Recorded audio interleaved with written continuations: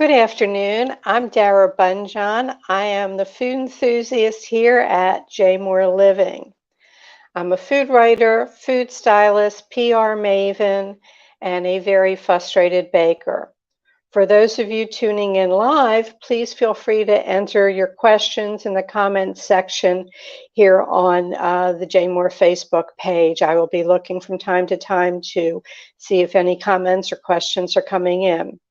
As always, our shows are archived at J Moore Living's Facebook page and jmooreliving.com. Today, I'm always thrilled with my guest, but especially thrilled today's guest has had time in her busy schedule to pop in and chat with us.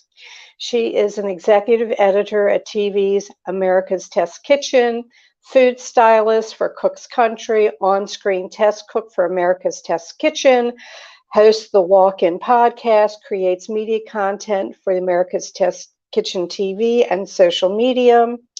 She is a vital cog in boosting Test Kitchen. This is hard to say it so many times. America's Test Kitchen diversity efforts. Founder of SheChef, a nonprofit organization for women chefs of color. Her story from the early days in Detroit is eye-opening. She's co-author of soon-to-be-released cookbook from America's Test Kitchen, Boards, Stylish Spreads for Casual Gatherings. Let's welcome Elle Simone Scott. Hi, Elle. Hi, how are you? I'm doing fine. What's on your plate today other than doing my show? Well, let's see. Today I am training myself. I feel like I'm always in some sort of training, which is kind of my MO, right? Like I'm always trying to improve and be a better entrepreneur, and a better coworker at America's Test Kitchen. So I'm taking some online courses for entrepreneurship. I am also creating a new TV show based around the book Board, Stylish Spreads for Casual Gatherings. So we're working on that right now. That's And great. thank you, thank you. And finally, because I just don't ever have enough to do, I'm also taking some classes at Escoffier Culinary School online for plant-based cooking. You know, you say plant-based cooking. I have Marty Cowan's going to be on next week. She wrote a book about plant-based cooking and going out on hikes and the foods you can take with you. So Wow, well, a little advance notice on that. We never know that's who's going to be on the Food Enthusiast.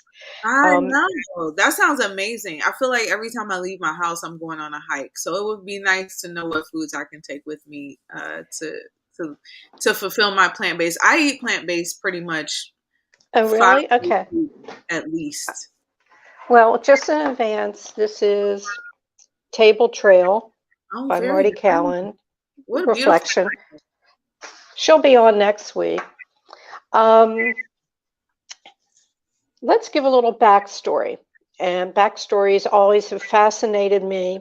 Let's go back to you were raised in Detroit, Motown, Hmm. and social worker. What happened there? Why did the course change to food? Well, that was around the time of one of our great recessions of 2008. Um, and the agency that I was working for actually lost their funding, and I was I found myself unemployed, and I had to make a decision about what the rest of my employed life would look like. And um, one of the things that I always did was work in hospitality. My very first job was being a server at a restaurant. So from 16 years old, I've been working in restaurants. Was that the So kosher bakery or was that something else? no, that was something else. I used to work at a Midwest franchise. Oh, maybe it was a chain, not a franchise. A small Midwest franchise called Olga's Kitchen. It's Greek inspired, and yeah, that was where I worked as a teenager. And the kosher bakery, came around like in my 20s. But Okay. to that point, I was always in and out of the hospitality industry. So when I lost my job, my social work job, I had to figure out what to do next. And since most other agencies had lost their funding, there wasn't a lot of space for me to work in the nonprofit sector, which is what I went to school for. And so I was already working at a restaurant at night. I was working as a hostess, and I asked the manager if I could get more hours. Like, hey, I need more time. I lost my job. I need, more money. And he just told me, he was like, well, we don't have more hours to offer as a hostess. Would you be willing to do something else? And I was like, I'll do anything else. And one of the prep cooks had called out, and so he called and asked if I wanted to work with the prep team, and I was like, absolutely. And that was the kind of the beginning of my very hands-on with food in the workplace experience. Like I did a lot of customer service, which I think is really helpful. I think anyone who works back of house should have to spend some time front of house, and vice versa. Agreed, agreed, agreed. But that is definitely how my career came about. It was basically, what do they say? Necessity is the mother of invention, right? Right. So I got to reinvent myself because I needed to do something else. Then, I mean, we sort of met, because there's a lot of time period in between this. I was following you on Instagram and I think vice versa, and we finally met at a women's chefs conference in Minneapolis. And I Yes. do have that adorable picture of me sneaking out from behind you. I adore that picture. But there was a lot of time in between that. So you went from Detroit to New York, Hmm. and it's through women chefs and restaurateurs. Didn't you have a small scholarship of some sort that took you to New York, or was it something else? I did actually. It was that scholarship that took me to New York, but it took me a year to get to use it after working prep kitchen at for Darden Corporation, which at the time was well, it still is Olive Garden, but amongst the other restaurants. But I did that for a short time, maybe about 4 or 5 months, and realized that it was not sustainable. Like I think that's when I learned that people who choose hospitality as a career are often working for a wage that is not really livable. And I realized that I was working as much as I loved it and it was easy to do and easy to get, it didn't make enough money. And so I had to start to explore other options. One of those options was working on a cruise ship, working for Norwegian Cruise Lines. They were hiring at the time. And one of their selling points, of course, is that you eat and live where you work. So you don't have to pay rent. You don't have to Right. buy food. All of your necessities are provided for you. And I thought that was an excellent way for me to still do the work and not have to pay any living expenses. Right. And I went out for that job. I got it. I got hired and I went and worked on the sea. Now, while on the ship, I applied for the scholarship. And after working for a year, I came off of the ship and decided that I was going to go to New York. Actually, it took longer than a year to use the scholarship because I actually had to write the committee and ask them if they were willing to extend it for 6 months so that I could move to New York, and they did. Um, so I packed up whatever I could pack up with $200, and I got on an Amtrak train and went to New York. And I didn't even go to school immediately. It still took a few weeks, and unfortunately, the school that I got offered the scholarship for was unaffordable. I never did end up going to what was at the time the French Culinary Institute. Yes, I I did did. not go there. I ended up going to a trade school. So I actually never used the scholarship, which is kind of ironic. It was pretty small. It didn't even put a dent in the tuition, and I'm sure it got transferred to some other very deserving student. But I went to a trade school in New York. I went to a trade culinary school. Um, it was called the Culinary Academy of New York, where I had some amazing instructors, very skilled chef instructors. And I got to intern at the Food Network, which was really the kind of the start of my career in Really media. going into the food styling back of house for TV production and things of Yes. that nature. And I think that's sort of around the time or when we started talking or communicating back and forth. Hmm. Let's see, I have something here. Would you recommend working on cruise ships, whether culinary or other job function? 100,000%. It to this day, I mean, I've had some really cool jobs. To this day, that was the most fun job. I mean, it was the hardest work ever. It's the hardest work you'll ever do, ever. There's no land-based job that can match the kind of work that you have to do on a cruise ship, because that's feeding people basically 24/7, right? Like, not even basically, it is feeding people 24/7. 24/7. But it was my favorite job of all my jobs. I had the best mentors. I had a lot of black male chef mentors, a lot of male chef mentors who were actually like really legitimately like straight laced dudes who had respect for all people. So Good. I didn't grow up in that toxic kitchen environment. Like, I got to grow up in a very healthy kitchen environment. And at least it was for me, and I didn't know of any different. And so I also got to travel and see a little bit of the world. I got to live rent free while I paid other bills, which was really great. And then I made lifelong friends. I have friends all over the world. Like, I literally have friends in China, the Philippines, almost every state within the United States. Like, it was a very wonderful, beautiful experience that I highly recommend. It makes me want to go do it. But I can't remember who I was talking to. No, no, no, no. It was Milk Street, and it was Sarah Moulton. Somebody had called in a question about measuring when you're on a boat, Yes.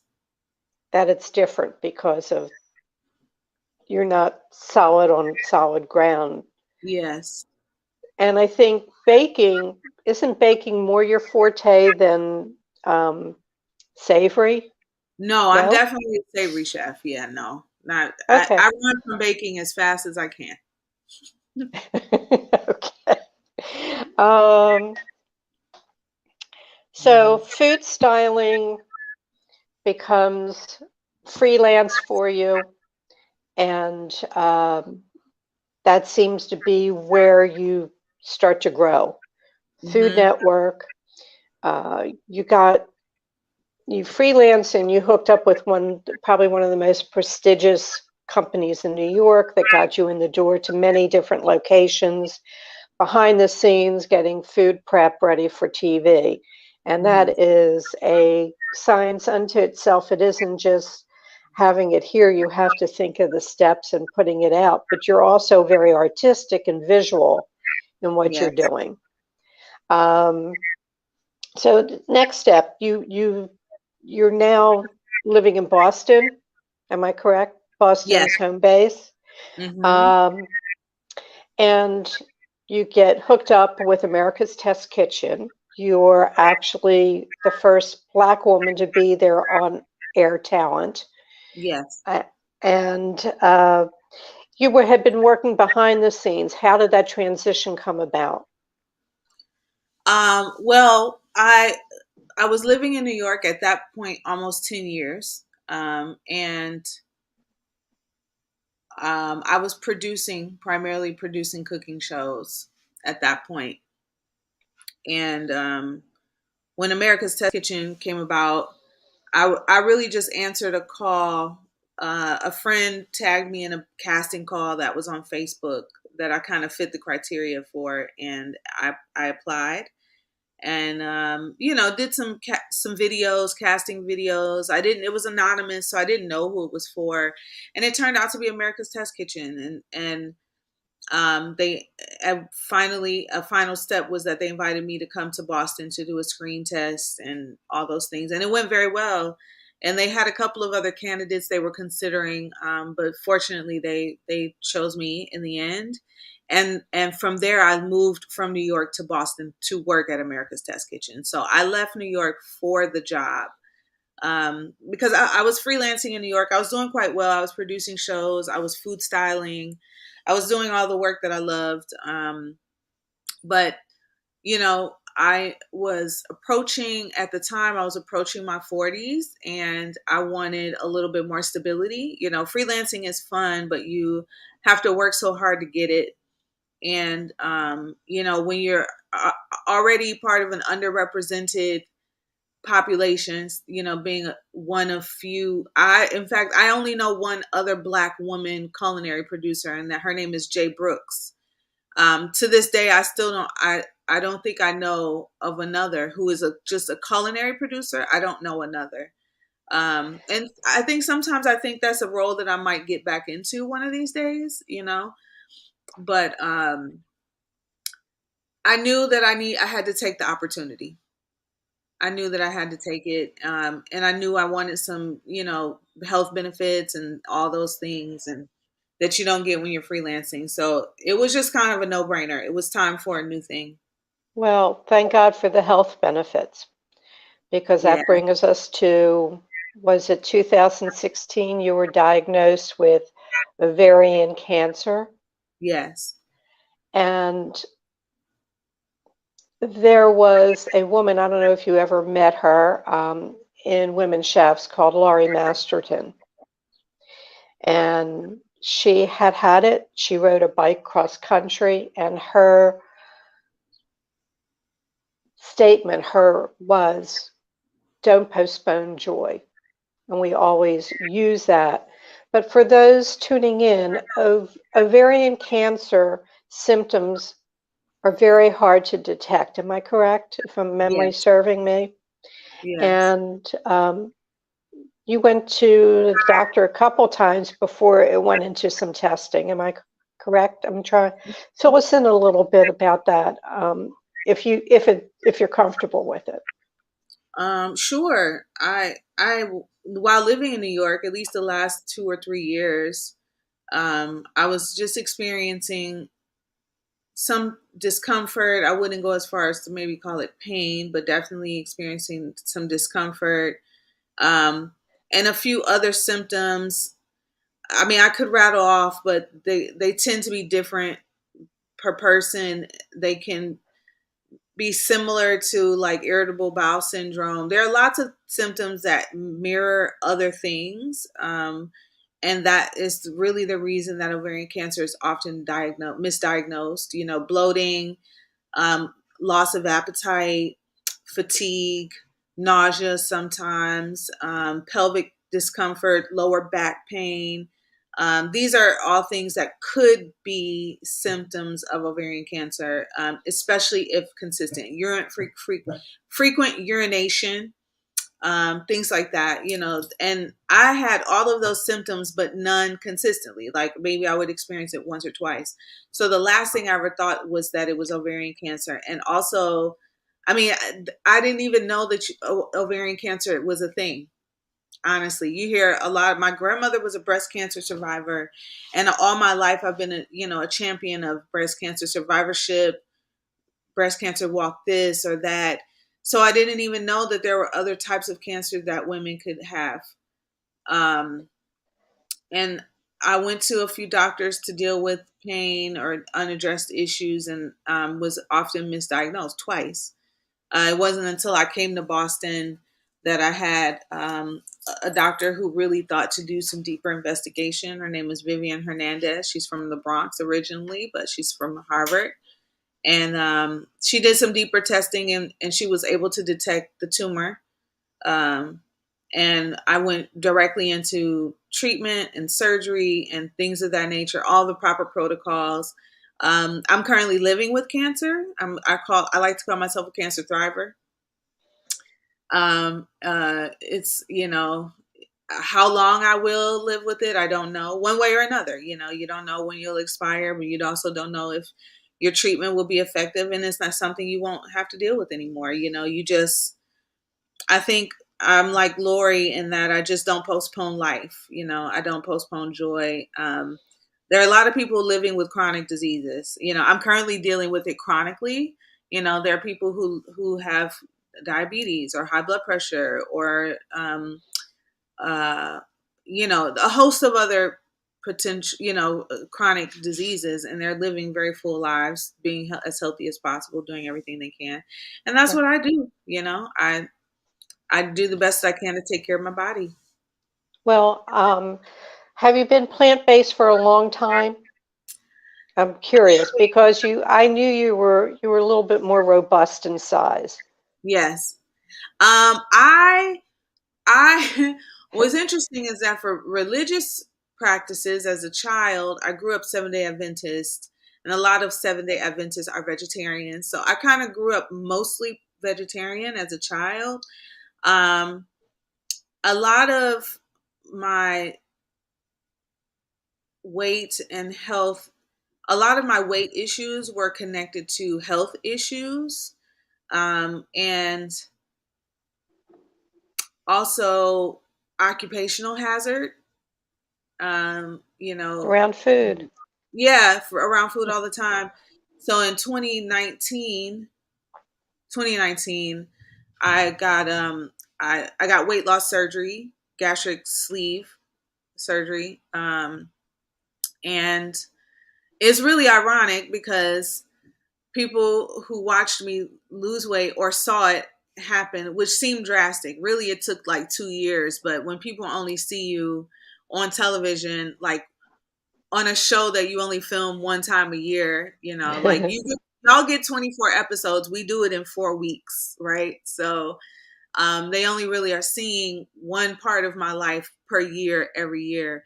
And it feels drastic to the viewer, but it really took like almost 3 years for me to drop almost 200 pounds. Well, I never knew you to be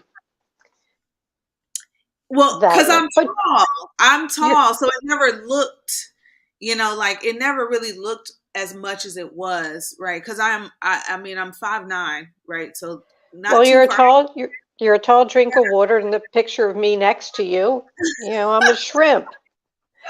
Uh, So no, but I just want to remind people for more information, ovarian.org. Go to their site for more information. If you're having any of these symptoms, don't pass them off. Get it checked out. yes, Um, yes. I'm impressed by the women that I've talked to, even most recently, Chef Liz Thompson Hmm. basically lost her vision. She's not totally blind, but has to do with colors, and she's still working and she's adapted. And last week I had Shelby Blondell on, who created a 3-in-1 kitchen tool. And in Hmm. high school, she went through 2 brain surgeries and lives with migraines. But moving forward, she has the tools, she's a performer, and just so impressed with the fortitude of the people that I know. And I I I want to ask you, where are my questions here? Let's talk SheChef because that's really important. I mean, there's so much we could talk SheChef for 30 minutes. We could talk ovarian cancer. We can talk food styling, each one unto itself. But I want people to know how impressive you are. I want people who have not heard about SheChef and can take advantage of it to learn about it. So, what is SheChef? SheChef is a professional networking organization for women chefs of color and our allies. We've been around since 2013, um, connecting the food community with the talent that for so many years people often said they couldn't find. Like there aren't any Black chefs in leadership positions because we can't find any. We don't know where they are. And I decided to create a space where you couldn't help but find us and know where we are. And then it's also just kind of been a good community and support for women of color in the industry who are trying to navigate where they should be, where they want to go, if they're trying to change their career, either within the industry or choosing culinary as a second career, like how to navigate that experience. We recently developed our 501c3 arm, which is SheChef University, which is based in educational experiences, anywhere from offering travel abroad to Fabulous. serve certification study hall and testing. And we do accommodate people who have special needs, right? So we offer study halls for people who have any type of intellectual disabilities who need to pass this exam. So SheChef University is launched on February 2nd, so 2/2/2/2.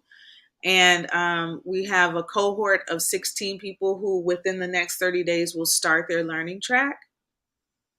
That- And we're really excited about it. We're getting ready to launch a crowdfunding campaign so that we can build a home, so we can have a physical space, which will be headquartered in Detroit. It'll be in my hometown.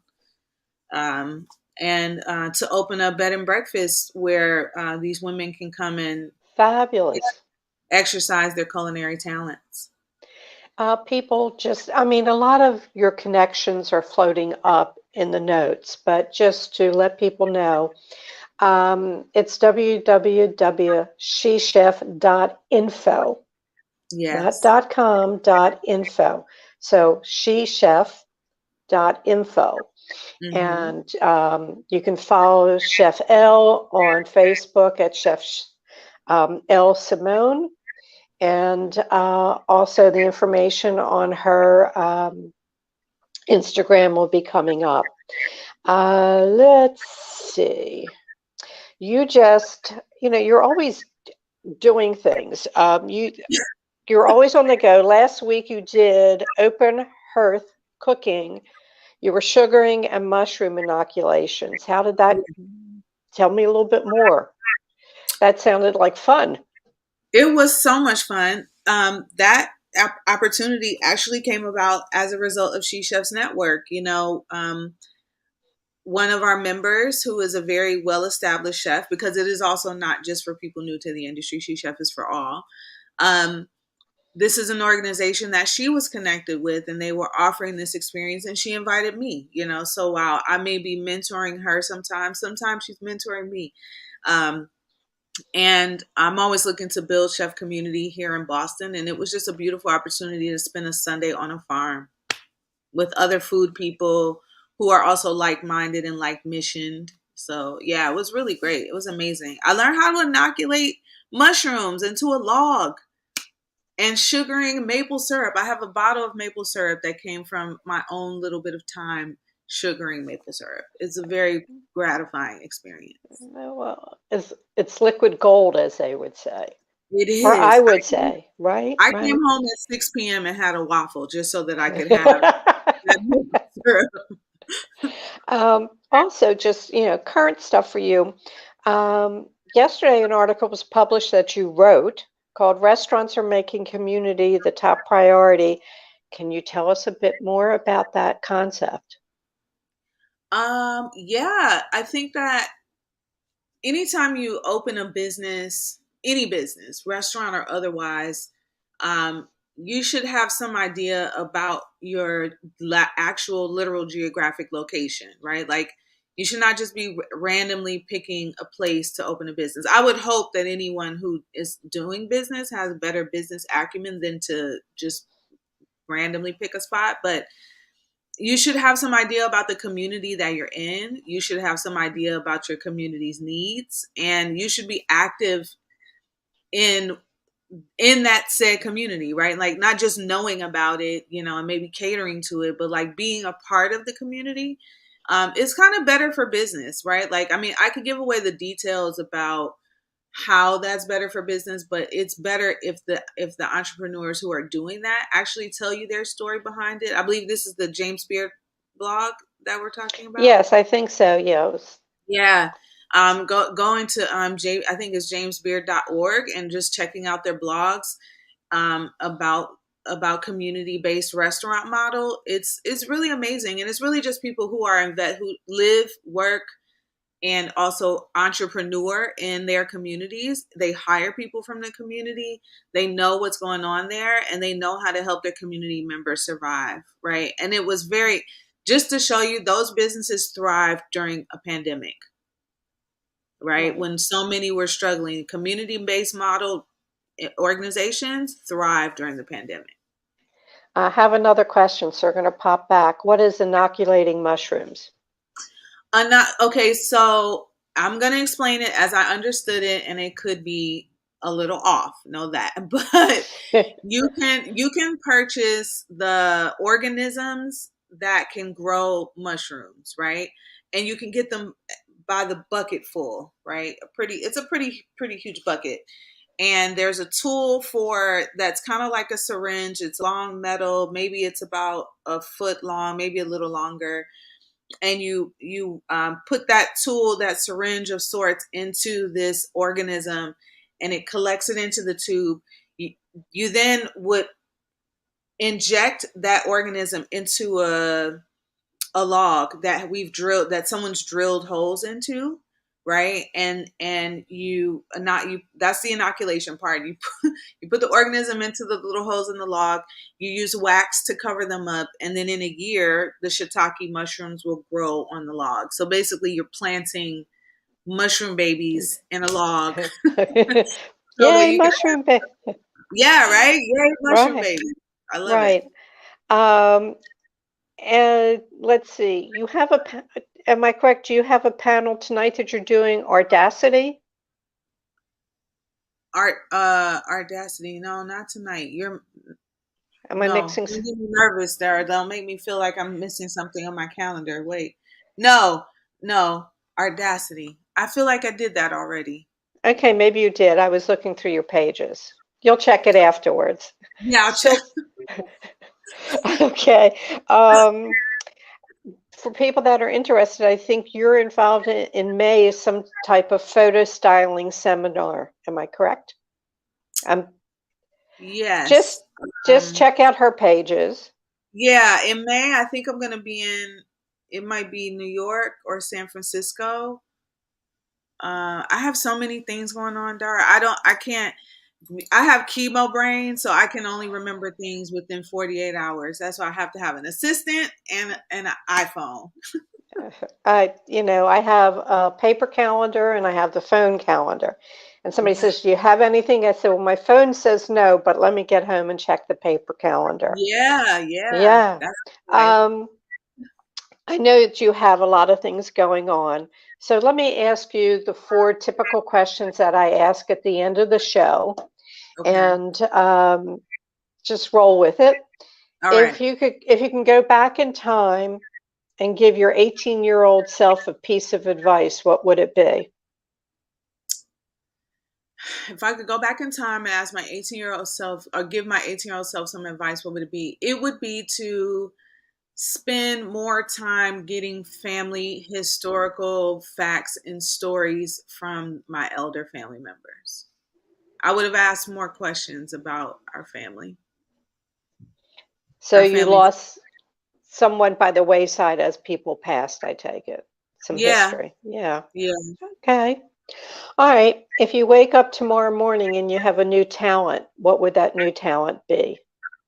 Oh my God, girl. If I woke up tomorrow morning, I want to be able to I would like to be able to dance and sing like Beyonce. All righty. All righty. When I find my magic wand, I'll make that happen for you. Thank you kindly. I appreciate it. Okay. Your most epic culinary fail. Um, wow. Oh, wow. Okay. So I think about this pretty often. Early in my culinary days, like before the cruise ship, before culinary school, I answered a call for a job that was in the newspaper for like Lufthansa Airlines, right? Like one of the European airlines, and as a cook. And they asked me to come in and do a stage, and I all they asked me to do was make French fries. I think probably from scratch, and I don't remember what it was. It was some large batch frying thing, and I messed it up so bad. They were so annoyed and disgusted with me, and I could see it on their faces, and I was so embarrassed that when they gave me a break to go to like lunch because I was supposed to work a whole day, I didn't come back. I just grabbed everything and left. Poof, gone. Gone. Okay. That was my most epic fail. All right. And what question didn't I ask you that I should have? Did we Uh, miss anything? I mean, there's a lot, but Let me see. Oh, well, I think sometimes people are interested in if I have interests outside of work, like what do I do for joy outside of cooking or being in this wonderful, illustrious industry that I'm in? And I love. I'm a plant mom. I have over a dozen house plants. Probably, maybe not. Oh, well over a dozen, maybe 15 house plants that I care for and love. And I have a doggy. I have a puppy. Well, she's big, but she's just turned 1 in February. And this is the first time that I have owned a dog as an adult person. So it's been very interesting, but I love her deeply and I wouldn't change her for the world. Well, that's fabulous. Just to remind people, you can reach Chef Elle at Facebook, Chef Elle Simone. You can check out SheChef. You got to say it very slowly. Yes. And it's www.shechef.info. The cookbook is Boards, Stylish Spreads for Casual Dining. Gathering. Sorry, I couldn't think of it. I know there's an alliteration, but, I just have senior brain. You have Chemo brain. Yeah, so, maybe if we put them both together, we'll have one solid one going. I just want to thank you. I know your schedule's hectic and crazy, and I thank you for agreeing to do this. I'm sorry WCR is no longer, Yeah. but I want to tell people, women chefs, SheChefs, Mm-hmm. and also the Facebook page that I started for women chefs and restaurateurs still exists, and women Yes. chefs are constantly going on there. So WCRWomenChefs.org. You'll find that on Facebook. So if you are a chef and you have questions, they're constantly being monitored and other chefs are answering. Mm-hmm. Elle Tumoise, thank you so much. Have a good balance of the week and don't postpone joy. I will not. And neither do you. Thank you so Okay. much. Love you, darling. See you soon. All righty. Bye now. Next week's show, spring is here. We're going to go outside. We're going to be doing activities, walking, trails. And I said earlier that Marty Cowan's going to be in talking about her plant-based foods, recipes. Her enthusiasm for a healthy body and spirit shines with simple philosophy of finding joy. There's the word again, in the kitchen and in nature. And that's her book. It came out a couple of years ago, but we're going to talk about recipes and plant-based and getting out. And she's a former yoga, I think she still does yoga instruction as well. Just a reminder, Jane We're Living is hosting an Aging Gratefully program. It's a free program, in-person event on Tuesday, April 26, 5 p.m. at the Gordon Center for Performing Arts. Exhibitors will offer great giveaways starting at 5 p.m., 6 p.m. Enjoy a moderated conversation, Aging with Gratitude, featuring experts on all aspects of aging. It isn't just for seniors. Bring your significant others, your friends, adult children, and experience the benefits of aging. To register, which is free, janemooreliving.com/aging. You can always reach me at food@janemooreliving.com. My Instagram is at Dara Cooks. Give it a follow. The show's video will immediately be up on Jane Moore Living's Facebook page and website. We thank you always for sharing and watching the show and sharing with friends and family. Until next week, may your plates always, always remain full.